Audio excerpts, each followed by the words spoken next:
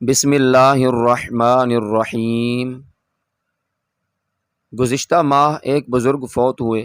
آج قبرستان میں ان کی قبر دیکھی تو ایک واقعہ یاد آ گیا۔ وہ مجھے کبھی کبھی قبرستان میں ملا کرتے تھے۔ بڑے زندہ دل تھے۔ جب ان سے گلے ملتا ان کا دل واضح دھڑکتا محسوس ہوتا تھا۔ ان کا قلب گزشتہ 20 سال سے جاری تھا۔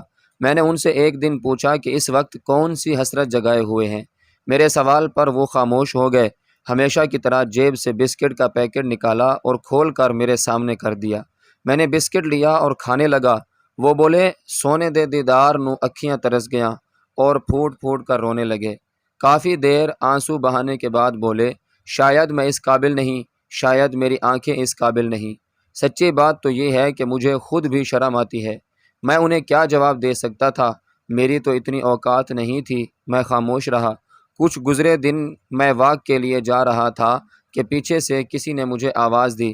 میں نے پلٹ کر دیکھا تو وہی بزرگ آہستہ آہستہ چلے آ رہے تھے۔ میں نے سلام کیا۔ ہم دونوں پلی کی سلیب پر بیٹھ گئے۔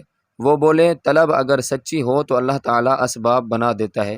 کل عصر کی نماز کے بعد میرا دل کر رہا تھا کہ کاش کوئی صورت بن جائے اور میں روضہ اقدس پر براہ راست درود پاک کا نذرانہ پیش کر سکوں۔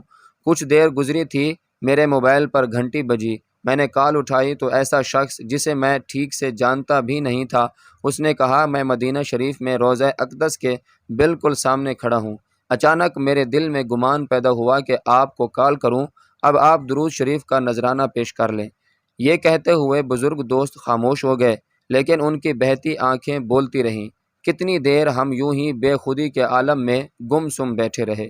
احباب گرامی، باخدا ہمارے مانگنے میں کمی ہے، مالک کریم کے اسباب پیدا کرنے میں، راہیں کھولنے میں، راستے بنا دینے میں کوئی کمی نہیں۔